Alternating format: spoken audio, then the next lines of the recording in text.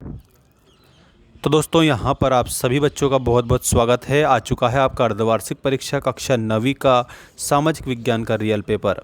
जल्दी से सभी बच्चे चैनल को सब्सक्राइब कर लीजिएगा, क्योंकि आप सभी के लिए पूरे पेपर यहाँ पर आपको देखने को मिलेंगे, और वो भी आपकी किताब पर 101% आधारित, पूरे 100% आधारित पेपर, रियल पेपर।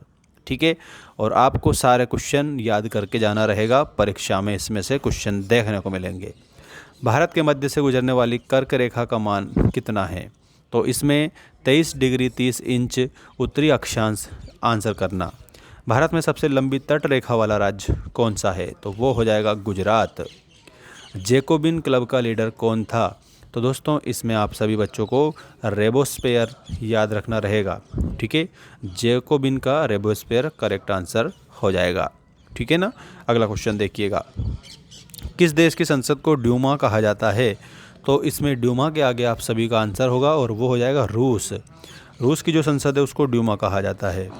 भारतीय संसद के कितने सदन हैं? तो भारतीय संसद के 2 सदन हैं। दोनों सदन के नाम भी पूछते हैं वो। ठीक है, तो एक में आपको लोकसभा लिखना है और दूसरे में आपको राज्यसभा लिखना रहेगा। करीम ने पालमपुर में कौन सा केंद्र खोला था? कंप्यूटर केंद्र खोला था। तो इसमें आपको कंप्यूटर केंद्र आंसर याद रखना रहेगा। ठीक है ना। तो ऑप्शन नंबर इसमें फर्स्ट ही करेक्ट हो जाएगा। चलिए अगला क्वेश्चन देखते हैं, और ये रहा आपका रिक्त स्थानों की पूर्ति कीजिए वाला अगला क्वेश्चन। मानसून शब्द की उत्पत्ति अरबी भाषा के शब्द से हुई है। तो अरबी भाषा के मौसिम शब्द से हुई है। तो इसमें अरबी भाषा का मौसिम शब्द याद रखना। रूस के संपन्न जो किसान हैं उनको क्या कहा जाता था? तो दोस्तों उनको कुलक बोला जाता था, कुलक। संविधान सभा के अध्यक्ष कौन थे? तो राजेंद्र प्रसाद। ठीक है, इसमें राजेंद्र प्रसाद आंसर आप सभी बच्चे कर देंगे। भारत का संविधान अपने नागरिकों को मौलिक अधिकार प्रदान करता है, 6 मौलिक अधिकार देता है। तो इसमें 6 आपका उत्तर हो जाएगा। भारत में वयस्क मताधिकार की आयु, मतलब कि सार्वभौम वयस्क मताधिकार 18 वर्ष है दोस्तों। ठीक है, 18 वर्ष। राष्ट्रीय खाद्य सुरक्षा अधिनियम कब लागू किया गया था? तो 2013 में राष्ट्रीय खाद्य सुरक्षा अधिनियम लागू किया गया था। ठीक है, बिल्कुल स्क्रीनशॉट ले लीजिएगा। चलिए अगला क्वेश्चन है, ये रहा आपका अगला क्वेश्चन, क्वेश्चन नंबर 3। सभी बच्चे बिल्कुल चैनल को सब्सक्राइब कर लेना। ग्रीष्म ऋतु में उत्तरी मैदान में बहने वाली पवन को व्यापारिक पवन कहते हैं।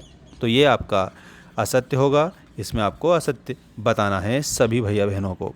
ठीक है, अगला क्वेश्चन देखते हैं। एक निश्चित समय अंतराल में जनसंख्या की आधिकारिक जनगणना कहलाती है। तो वो क्या कहलाती है? पहला तो गलत है, दूसरा क्या है? तो दोस्तों दूसरा बिल्कुल आप लोगों को इसमें सत्य बताना रहेगा। अगला देखिएगा, 1914 में रूस पर जार निकोलस का शासन था, बिल्कुल करेक्ट आंसर।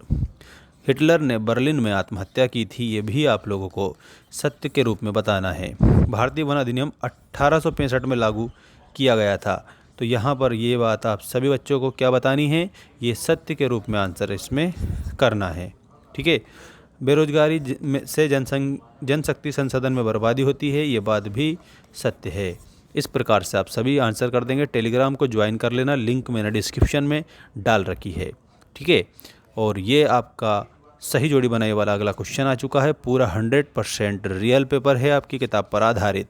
भारत, तो दोस्तों भारत के आगे आप सभी बच्चों को एशिया महाद्वीप में हैं, तो भारत के आगे आपको एशिया से मिलान कर देना रहेगा, ये वाला।